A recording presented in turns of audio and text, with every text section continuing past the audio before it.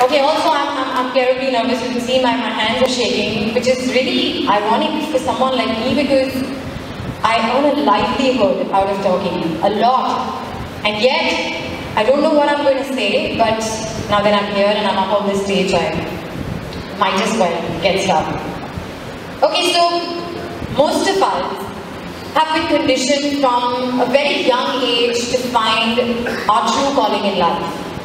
You know, something like our true love, our soulmate, that kind of thing. That one job that we're all meant to love doing every morning and night, whatever you want to do, I'm not judging.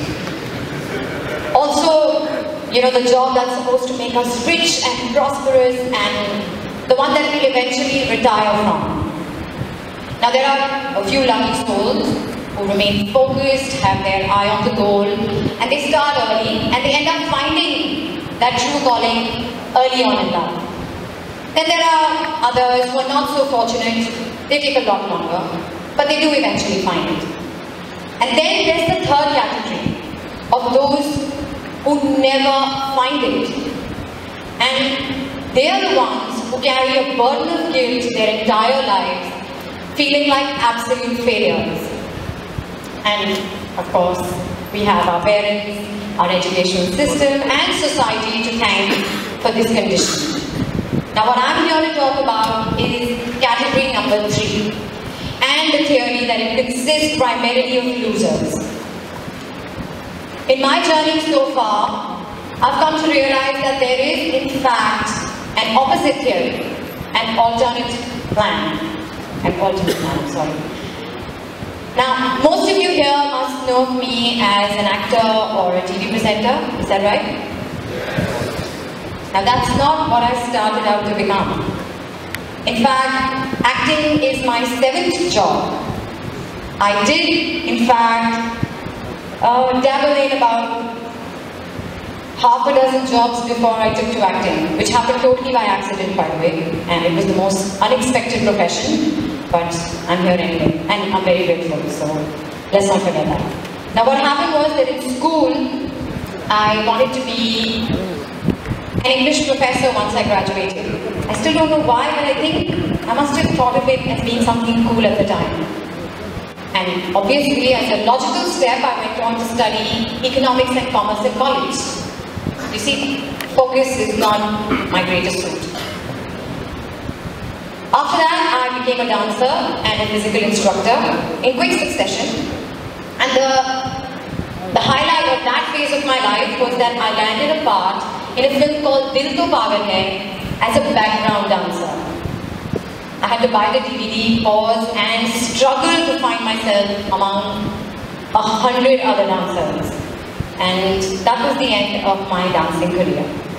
I was nearing graduation. I had no idea what I was going to do, but I had to do something, you know, like I said, like pressure from your parents, society, blah, blah, blah. So I took up a job at the Taj Mahal Hotel as a guest relations executive. I think 6 months in, and I was done getting fired by guests at 3 AM in the morning, so I decided to quit. My poor mother was appalled that I wanted to walk away from a princely sum of 5,000 rupees a month. And I remember her telling me, you know, you kids, you don't understand what it's like to get a job with a company as prestigious as the Tatas. What I'm trying to get at is that, do you see a pattern here? I studied for an MBA, but then I didn't give the exam because I was too afraid of math. I joined an interior designing course, which I was asked to leave within 6 months because I had poor attendance. See the pattern? Yes, well, what did happen though, is that at this point fate kind of took over because I was clearly doing nothing for my career. And the time when I was not attending my interior designing classes, I was in fact modeling for ads. They started pouring in, the money was great, and then one thing led to another. Modeling led to me anchoring television shows, which eventually led me to acting. Which is surprising because I was a really shy kid. You know, I had terrible stage fright through school and college, which apparently I still do, the fact that I'm fumbling so much. And I never participated in dramatics or elocutions or whatever, you know, very confident kids do. So I was really surprised that once Shararat and my Channel V stint happened, it just gave a huge boost to my career, and I was in the middle of the entertainment industry just like that, totally by accident. Which brings me to the fact that it was far, far away from any sort of professorship, English or otherwise. Now this may sound like a chapter of my autobiography in front of a very captive audience, but there's a lesson here that I learned which I'd like to share with you guys. Not all of us are meant to find just one thing that we love for the rest of our lives. And I don't mean a person, I mean a job. I don't think if you realize that late enough, it makes you any lesser of a person, you know. I mean, even if you figure that out late enough, it does not make you any lesser of a person. There are many of us who may never be happy doing just one job for the rest of our lives, and that's okay.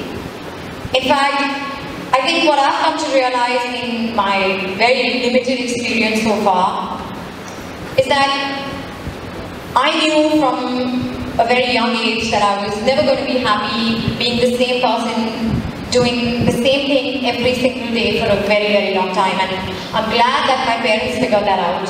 And they never imposed their ambitions onto me. In fact, they let me find my own path, or several paths in my case. I feel that it's okay if one realizes that they've learned everything there is to learn from a particular thing, and then you switch to something brand new and acquire a totally new skill set. I feel that there are many jobs that I'm meant to love and to do, and I hope I can do them all in my lifespan. Which is what actually brings me to the fact that having been an actor and a VJ MC now for almost 12 years, I recently branched out and started my very own lifestyle event and marketing firm called My Company. Just because I was searching a new experience as an entrepreneur. And I don't know if I'm going to succeed or I'm going to fail, but I'm just glad that I'm trying all these things because, you know, there's so many wonderful things in life that will never get done if we don't do them.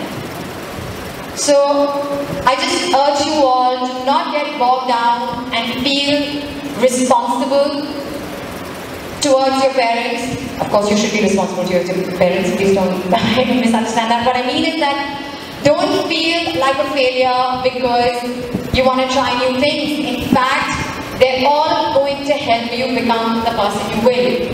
For me, every single job that I've done this far has helped me learn so much about myself, about people, about experiences. All the decisions that I made, whether they were accidental, you know, deliberate or downright ridiculous, they've molded me and made me the person I am today. So why settle for a happy marriage when you can have so many joyful romances? I would like to conclude by quoting novelist Melody Beattie. Quit hanging on to the handrails. Let go. Surrender. Go for the ride of your life and do it every single day. Thank you.